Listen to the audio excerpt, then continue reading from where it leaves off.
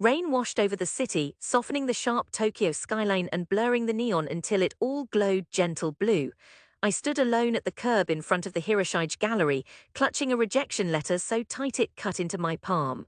My suit jacket, on loan from my brother Taro, was damp, too short and heavy on my shoulders, as if it wanted to leave me behind. The gallery doors sealed shut behind me, quieting the echoes of well-dressed laughter. I drew my phone from my pocket, typed a message to Mom, didn't get it, home late, don't wait up, and watched my faint reflection ripple in the neon-dappled rainwater. I drifted along the street, shoes heavy and wet, a flurry of color from a florist's window barely registered. Outside every green-lit convenience store, puddles caught shimmering light, bouncing it up into the night. Under a ramen shop's awning, a crowd of students gathered, one in a black apron like my own at the bakery. He grinned at his friends, hands white with flour. I looked away. My building's wall was freshly tagged in swirling blue tsunami spray paint. I remembered when Mom first moved us from Kanazawa, following her sister's hopeful promise, opportunity waited in Tokyo. The city felt endless and wet those first months. I would check Mom's window plants after each rain, sure each drooping leaf meant trouble was on its way. The elevator rattled as I stepped inside. The gallery's owner's words nagged, sharp and dismissive. Your concept is odd. These desserts belong at children's parties, not exhibitions. He'd barely glanced at my jelly and fruit masterpiece, 3 painstaking months, each kumquat and shiso petal in perfect place, all overlooked. Behind me, laughter trickled through the doors. Who do you think you are, anyway?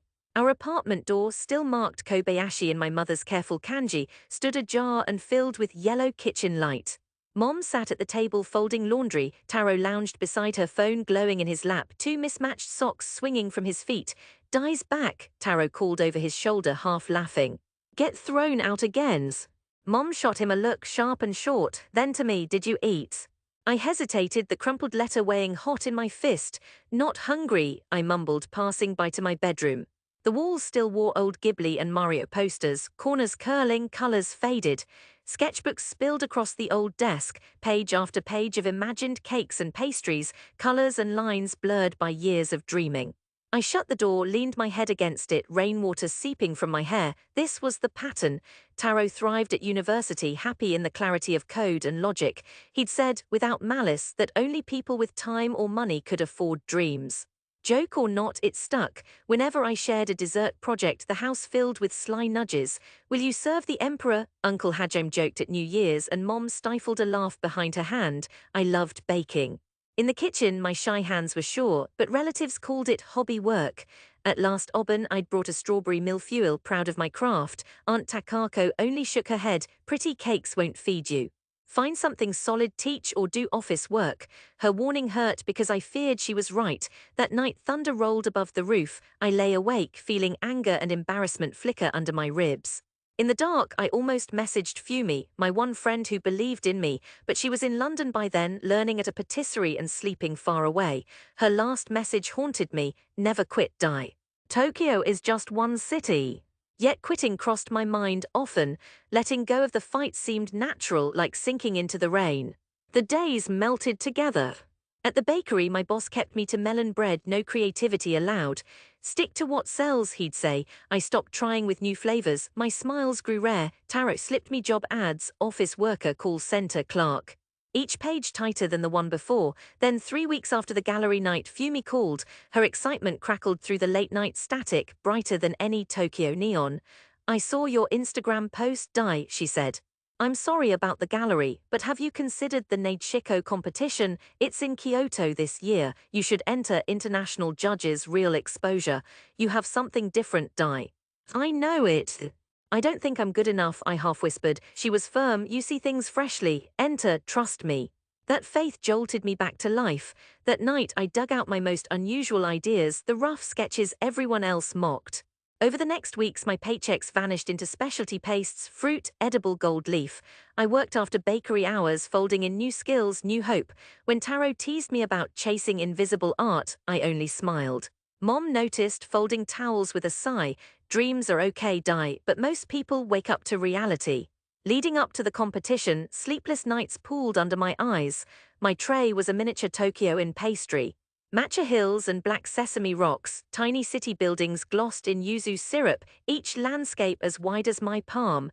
I called it Memoirs of the Neighborhood.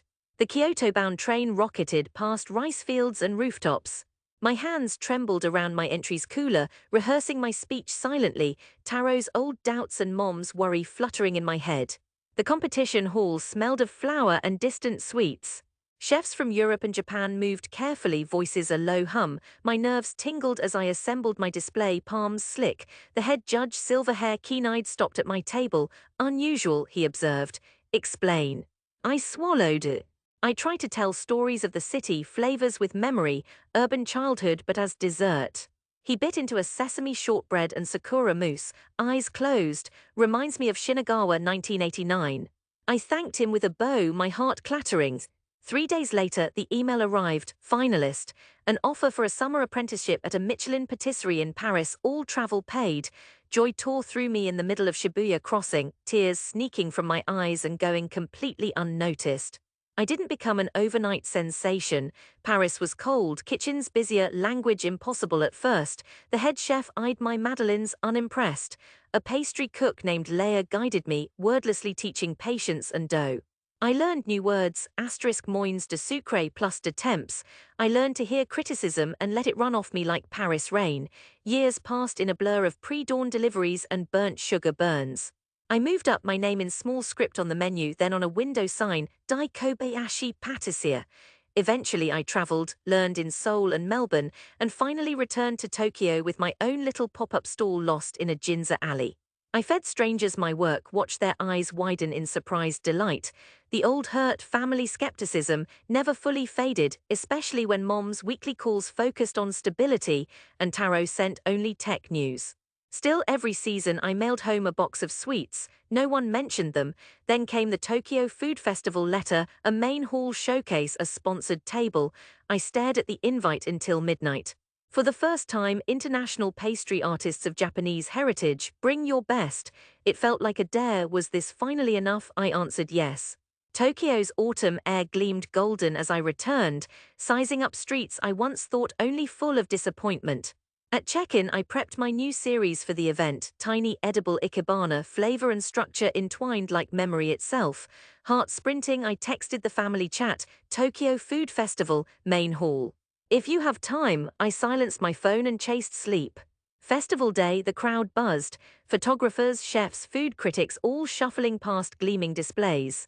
My stall was simple, a wooden tray, my pastries like small sculptures waiting to be discovered. Late in the morning, I spotted them in the crowd. Mom in her raincoat, Taro scanning the room, Aunt Takako purse-lipped, Uncle Hajime scowling at prices. They approached my stall uncertainly. Uncle tried to joke, "What's all this, huh? Fancy cakes for millionaires." Aunt Takako's curiosity overcame skepticism. "These are incredible. Is this persimmon in a flower?" I offered them a taste, palms open. Mom tried first, her hand shaking as she bit. For a moment her eyes went glossy, some old memory surfacing. Taro grabbed a pink sakura flake morsel, chewing with the stubbornness of a man determined not to be moved. But quietly he said, "Not bad." Aunt tried a second piece and another, staring astonished. "People really pay for these." Uncle didn't speak, just ate another, nodding in reluctant approval. Just then, event staff called me to the stage the judges had chosen. Under the bright lights, the lead judge announced, "This year's gold ribbon for merging tradition and innovation in honor of Tokyo's spirit, Dai Kobayashi." Applause thundered around me, hands shaking as I accepted the prize. The judge pulled me forward and whispered, "Your desserts reminded us of home. Outstanding, Kobayashi-san." Afterward, my family lingered. Mom drew close, eyes dewy, half smiling. "We didn't know you'd become important." I shook my head. I just kept working, doing what I loved even when no one watched. Taro admitted, voice low, "Guess I was wrong. Dreams sometimes work." Uncle Hajime thumped my shoulder. "You showed them, Dai." Aunt Takako clutched a persimmon flower. "Teach me this one next spring." Amid the faded sound of applause, pride kindled in Mom's eyes. Taro finally returned my smile. My aunt and uncle swapped festival photos, already telling cousins in Kanazawa. Outside, dusk turned the city golden, autumn light painting old wounds quiet. My family wandered home with pastries, laughter weaving through the music. For the first time, it felt like home wasn't just four walls, but a table where I could finally serve my own dreams, complete, honest, fully shared.